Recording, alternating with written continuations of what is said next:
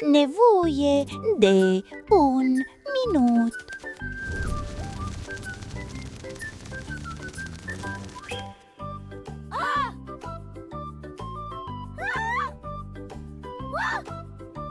Stella, nu aud nimic!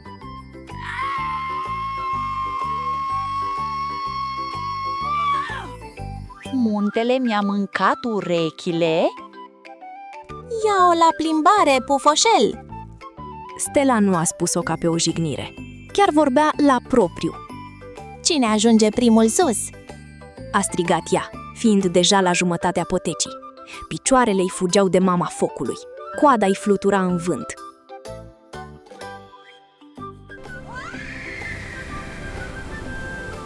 Aerul îi ciufulea fiecare fir de păr de pe corpul ei pufos.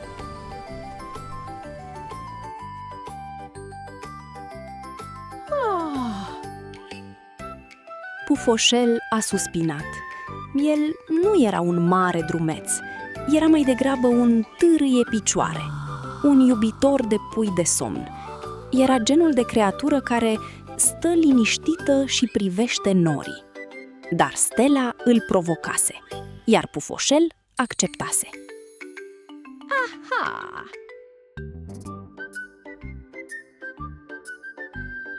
Așa că a pornit la drum, încet, foarte, foarte încet. Până când Pufoșel a ajuns la creastă, Stella făcuse deja 3 ture în jurul vârfului.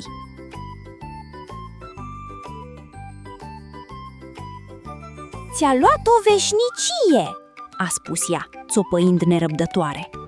Pufoșel s-a prăbușit dramatic pe o stâncă. Am nevoie de un minut.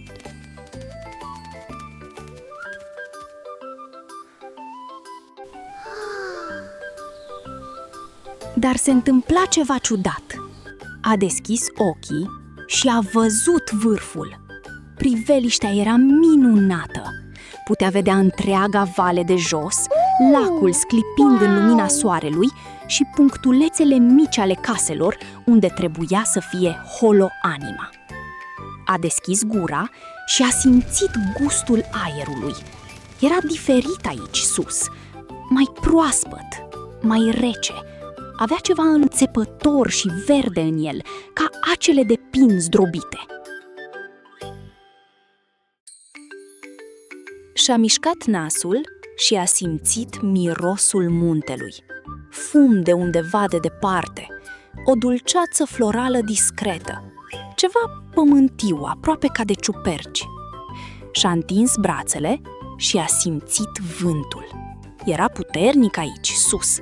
Îi împingea corpul pufos ca niște mâini invizibile, răcoros și constant.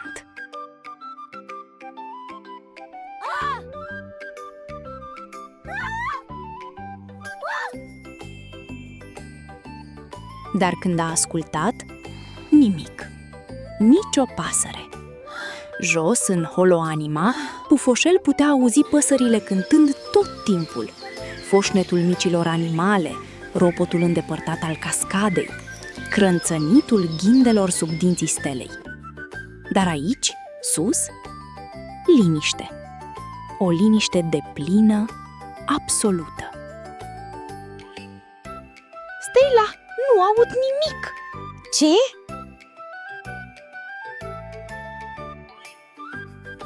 Văd bine, simt gustul aerului, simt mirosurile, simt vântul, dar nu aud nimic. E ca și cum urechile mele s-ar fi oprit pur și simplu din funcționat. Ce ciudat! Crezi că e din cauza altitudinii? Ha? Nu știu, dar mă simt incomplet, de parcă îmi lipsește o parte din mine.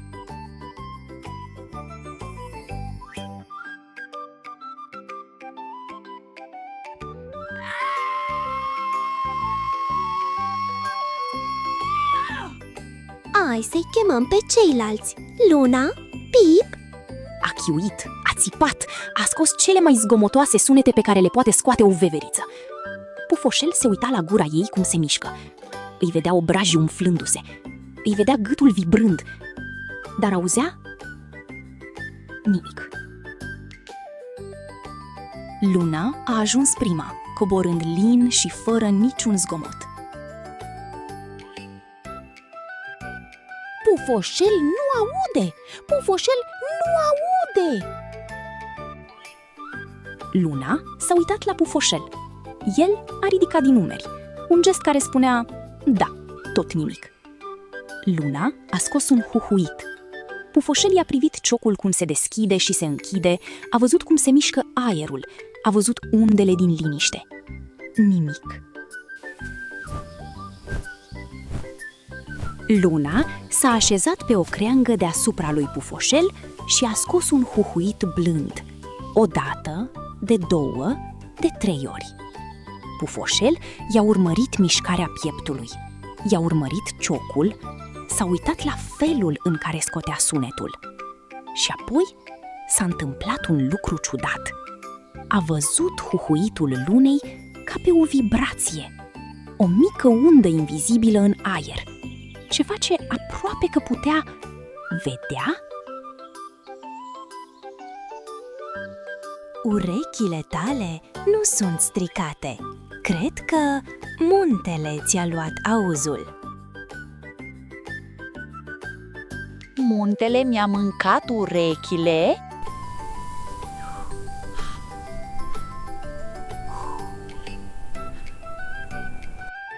Nu, vreau să spun că muntele este atât de înalt încât sunetul trebuie să călătorească mai departe ca să ajungă la tine și pe drum se risipește, se împrăștie, devine tot mai slab. Până ajunge aici, este prea slab ca urechile tale să-l mai poată capta. Ca atunci când vocea mea se aude tot mai slab cu cât sunt mai departe?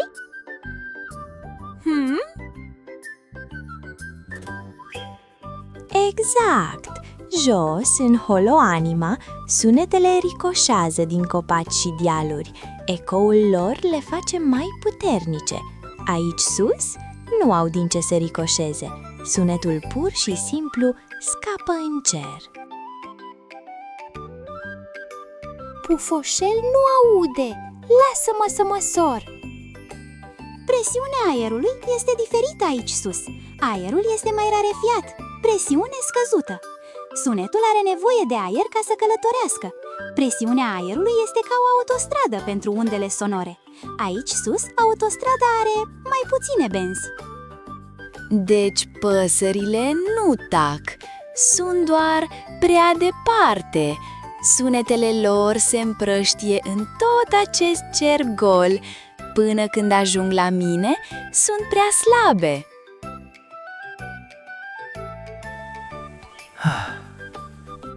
Și vântul?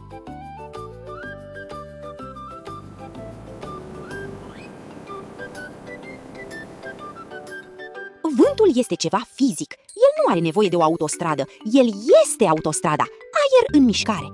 Așa că Pufoșel îl poate simți, chiar dacă nu poate auzi muntele.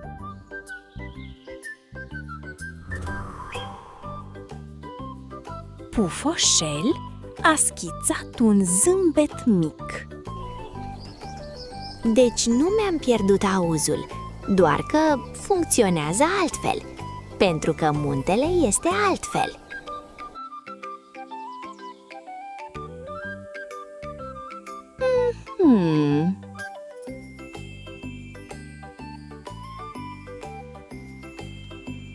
A doua zi dimineață, Pufoșel s-a hotărât să facă un experiment. Bun, avem 5 simțuri. Le-am folosit complet greșit. Stella, descrie ce vezi. Copaci, cerul albastru, lacul, fața ta pufoasă.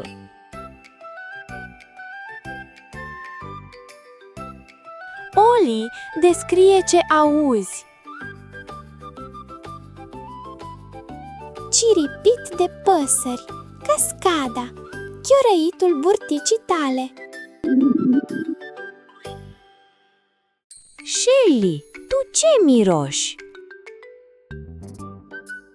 Flori, miroase a ploaie care stă să vină și a pământ reavăn, mirosul acela bun de după. Pip, tu ce guști? Un gândecel. De ce simt eu mereu gust de gâze? Toată lumea s-a uitat la Barnaby pentru cel de-al 5-lea simț. Atingerea.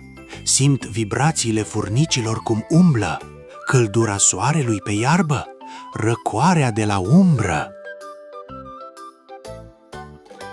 5 simțuri. Dar ele nu sunt egale. Nu sunt tot ce avem.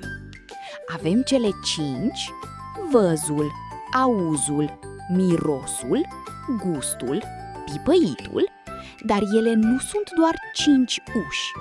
Sunt 5 uși diferite și fiecare îți arată o cameră diferită din aceeași casă.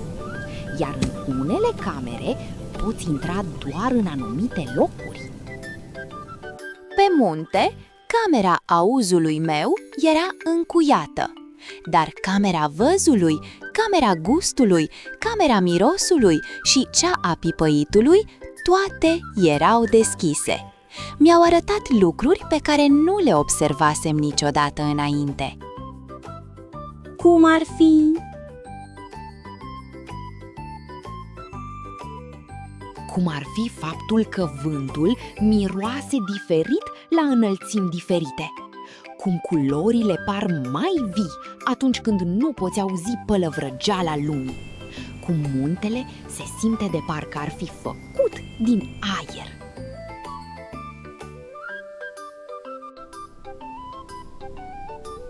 În acea seară, la apus, Pufoșel stătea liniștit pe stânca lui preferată. Acum putea auzi din nou totul. Păsările, greierii, pălăvrăgeala îndepărtată a stelei. Dar nu-l deranja. Învățase ceva important. Cele 5 simțuri nu erau doar niște unelte, erau niște daruri. Fiecare îi arăta o piesă diferită din același puzzle. Iar uneori, când pierzi unul, te ajută să le prețuiești pe celelalte. Mulțumesc, munte! Șopti Pufoșel.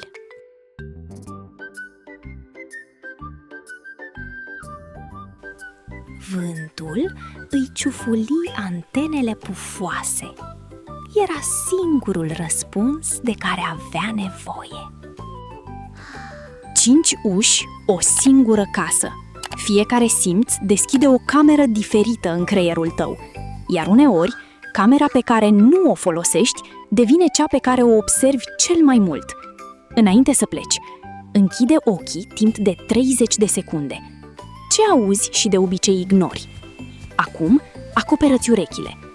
Ce vezi și de obicei îți scapă? Simțurile noastre lucrează împreună, dar fiecare este special în felul lui. Încearcă să observi intenționat câte un singur simț pe rând. Scrie-ne în comentarii, la care simț ai renunța pentru o zi, fără care nu ai putea trăi? Data viitoare, în Holo Anima, iazul se micșorează. Unde a dispărut toată apa?